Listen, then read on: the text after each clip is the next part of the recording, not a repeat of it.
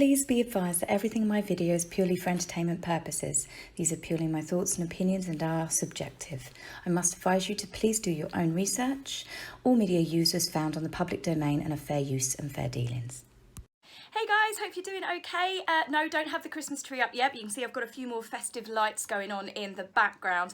I'm pretty simple with my festive stuff. I generally just have lots of lights. I keep my tree. I've got an artificial tree. Those of you that didn't follow me last year, I got a black eye from said artificial tree. That was because it's one of those ones that you have to stack in 3, and I remembered I had the ribbon tied around it, so I basically stacked it up. And I pulled the ribbon for some unknown reason. I don't know why I did it. I was like, oh, I must open it up before I put it in. So all the branches came crashing down and gave me a black eye. Only me. So I had a nice little bruise for a couple of the videos, but this year I'm being a bit more cautious, so I'm going to get my husband to put the tree up. So unfortunately, my husband falls into that typical category of men. I've asked him for the last 2 weeks to get the tree down from the loft, and he's getting round to it. So what's new with me? As you can see, I've got slightly longer hair. I treated myself and got myself some clip-in extensions. My natural hair is still about there. It's just a little bit too short, and I'm getting bored of tying it back all the time. Before anyone freaks out, I make sure that I buy humanely sourced hair extensions. These do exist, the same as if you look around and you want to get false eyelashes, please make sure that they're not mink. Several of you keep asking after my dogs. They're doing fantastic. I'm a bit worried about what the new one's going to be like when she sees the Christmas tree. Both of them ambushing me in bed, as you can see here. One went under the duvet, one on top of the duvet.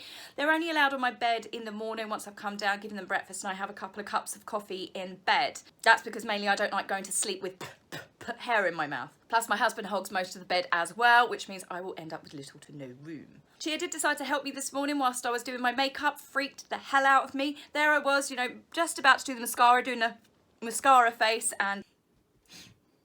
What are you doing? Not helpful. That is not the sensation you wish to feel on your feet all of a sudden. So I'm going to start the video with some breaking news. The royal family have found the perfect replacement for Meghan Markle. It's coming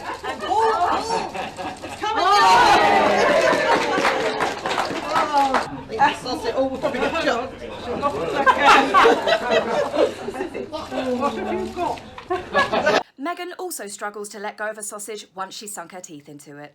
So Camilla took her own rescue dog Beth to Battersea Dogs Home, where she opened up the new wing in Old Windsor.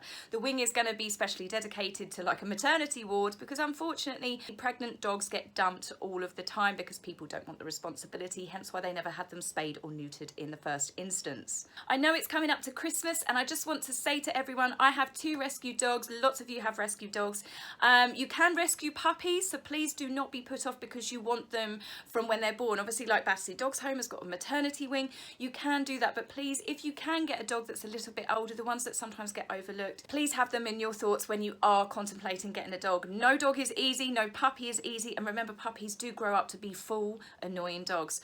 I must admit there's elements with my 2 dogs that I would have loved to have seen them as puppies, but I have also had no complications with my dogs. I know some people put in the scare tactics going, you don't know what the parents are like, you don't know whether they're going to bite or be vicious, but my dogs are scared of kittens. Literally, a couple of houses down, they've got a couple of kittens, and my dogs are absolutely terrified of them. They've been around children, they've been around absolutely everyone. They show no signs of aggression. So please do not listen to those scaremongers. Not all rescue dogs are damaged. So please, just as I said, put them in your thoughts if you are contemplating on having a dog. Now, speaking of dogs, I have been avoiding this topic for a while just because having dogs myself, it does upset me, but we have to say goodbye this year to 2 royal dogs. Sadly, the Cambridges a few weeks back did lose Lupo, who has been the star many times over lots of iconic pictures of the Cambridges. So I do honestly send my condolences to them, and my condolences as well to the Queen, who also lost her dog Vulcan recently. Vulcan was a Dachshund Corgi cross, and it's just really terribly sad to lose a dog, let alone this time of year. It's very, very hard. So on a lighter note, before I get on with the rest of the video, just to cheer you up after I've just brought you down, I did promise that I would show you my mum's Christmas decorations. So here is a quick rough minute sort of clip. So if you'd like to skip and go on to the next story, please feel free, but for those of you that want to see that Christmas threw up in my mum's house, here you go.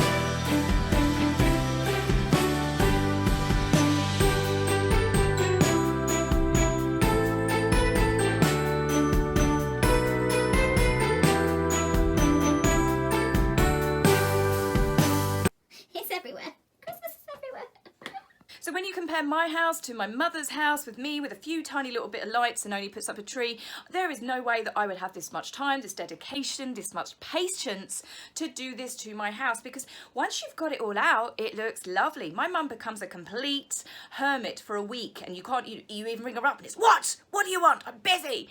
Okie dokie, someone's in a festive mood, yay! And then obviously then you've got to put it all away, and what is more depressing in January than knowing you've got to wait 6 weeks roughly to your next paycheck, when you've spent all of your savings on Christmas presents or going out or having a good time, you then have to put away all of your Christmas decorations, which makes your house look naked. So I put up minimal, to be honest with you. Most of them I try and sneak in one every year so my husband doesn't notice, and then I get to keep them up all year round. So Sophie and Edward have been doing the rounds. They've been pretty active in the run up to Christmas, helping lots of different charities. Whether they're packing Christmas parcels for families in need, helping to prepare food in kitchens, or even organising and helping a charity shop which is to do with the children's hospice. I believe that the Wessexes are an absolute compliment to the royal family. They are always doing something for charity. Sophie, we see more photographs of, especially. For some reason, Prince Edward isn't reported on as much, but he is often doing lots of things and raising awareness for lots of projects. I guess the royal reporters have been so caught up with everything to do with Harry and Meghan, and then William and Catherine. They have to prioritise. Although hopefully the royal reporters will stop, spending so much time on Harry and Meghan, because obviously, well, they're ex-royals.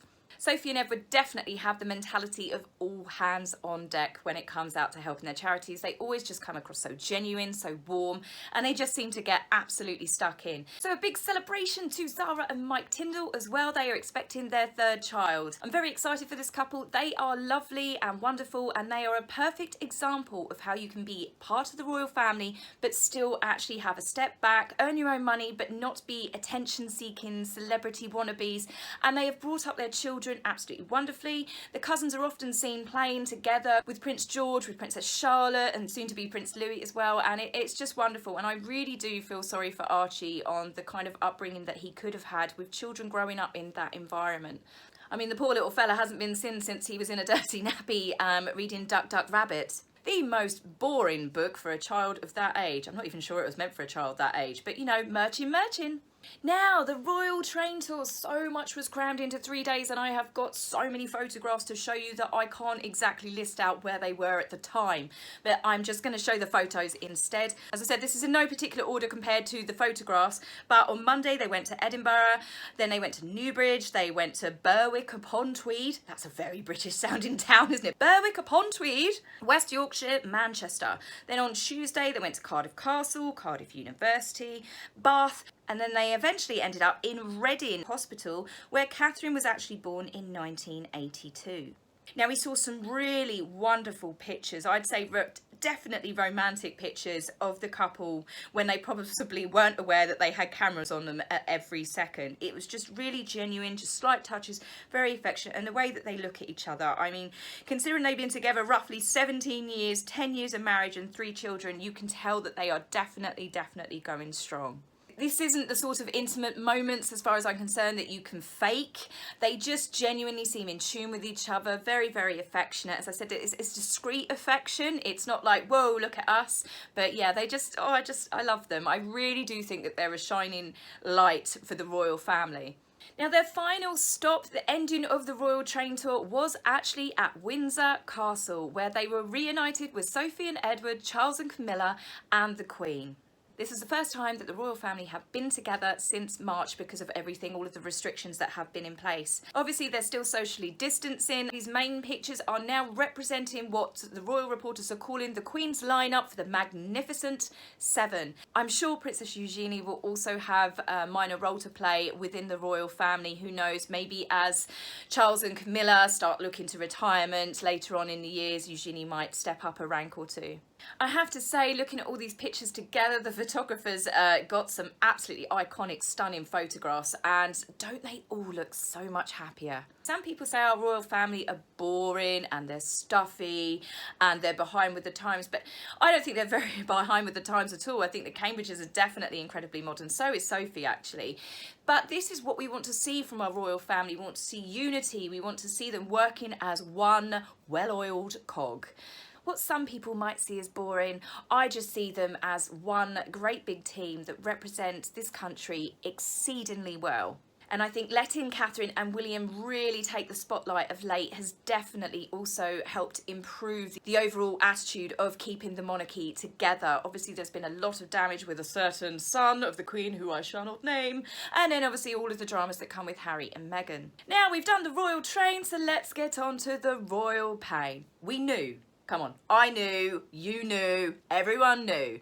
The royal tour was announced. Quick, they've got to think of something, haven't they? You know that Harry and Meghan, or both of them, would have come out with something. She's probably kicking herself that she decided to release the New York article when she did. It was predictable that something was going to come up. So what did we have?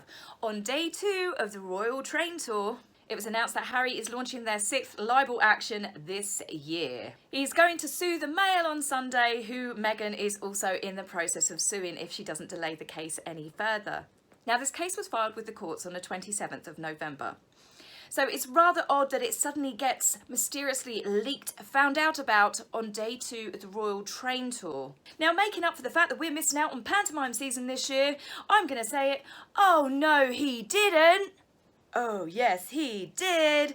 So what has Harry got his panties in a bunch over this time? Well, Prince Sulks-a-Lot is kicking up about the fact that the Mail on Sunday released a story saying that when he walked away, when Megxit on the 31st of March, he has not been in touch with the Marines since to notify them of what exactly his intentions are. Now, this article also had an inclusion of 2 separate stories in there. One from Lord Daaa, who is the former Chief of General Staff, and he had written a personal letter to Harry, which he claimed had gone unanswered. In that letter, he pleaded with Harry to come back and to not let all of the veterans down that he is leaving behind. Given what he did with Netflix and the Invictus Games, I think that ship has sailed. Also in the article, we have Major General Julian Thompson. He said that Harry cannot carry out his military duties from LA. And this is completely true. How can he be the Captain General of the Royal Marines whilst he is selling home videos to Netflix, whilst he is advertising other shows for Netflix? Harry has given up his life as a royal and the military to become a fame-hungry A-list wannabe. This is not the sort of person that you want in that position. Plus, he's not available. How is he meant to attend, awards ceremonies all the way over from LA? What, he's going to jump in a private jet every single time that he's meant to come over for like a 10-minute ceremony? He is not available to do the job. And what's worse, which in my opinion I think that Harry has done, which is really in bad taste, Megxit was given a 12-month review. Now, Harry knows whether he's coming back or not. Harry has clearly chosen that this is the path that he is following with Meghan. So why does he not have the decency to let the positions go with the military so they can be appointed to someone else? I think this is where it shows the absolute selfishness of his decisions. He knows that he's not going to come back, but it's the fact that he's left the army hanging. He should have turned around and said, look, I'm not coming back. I'm very sorry to do this to you. But no, the positions are not allowed to be filled under the terms of Megxit. I don't think that Harry thought that he was going to have them taken away from him. I think that the Queen did it as a final kick in the butt to turn around and say, if you leave, you will lose these. And I think she was using it in a way thinking that Harry does care about the military so much that he won't actually go. He'll rethink it. He'll explain to his wife, sorry, Meghan, no, I really want to do this, but, the military has always been part of my life. But no, he didn't. He just went, ta-da, see you later, I'm off. Whether he was dragged or he booked the flight himself, it was clearly obvious that Harry wasn't expecting these military titles to be taken away, but they have been taken away, and Harry has been petulant about it ever since. Princess Anne was initially tipped, but it now seems to be that Prince William is going to be the person that takes over the position of the Captain General of the Royal Marines. Now, is Harry being this disrespectful because he's dragging his heels, basically childishly hanging on to it just out of spite? If you think about it, in the most immature way of going, well, if I can't have it, no one can.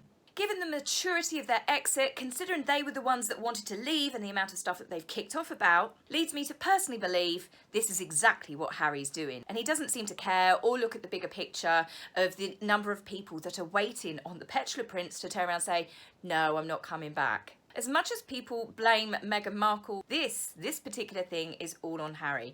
So I'm going to be doing more of a military, all of the stuff that's been going on with the military and Harry piping up and desperately hanging on to them. I will be filming that video tomorrow to be released to you guys tomorrow evening. So you're going to get 2 videos in 2 days. I told you I'm on fire. Who knew that me getting a personal trainer would have such a positive effect? It goes to show exercise and mental health definitely go together. So I'll be back with you guys and see you tomorrow. Bye for now. If you like my video, please remember to like and subscribe. Please, angry typists, you will be blocked, so save your fingers the time. If you would like to buy me a coffee, please go to my About page and click the link. Love, Taz.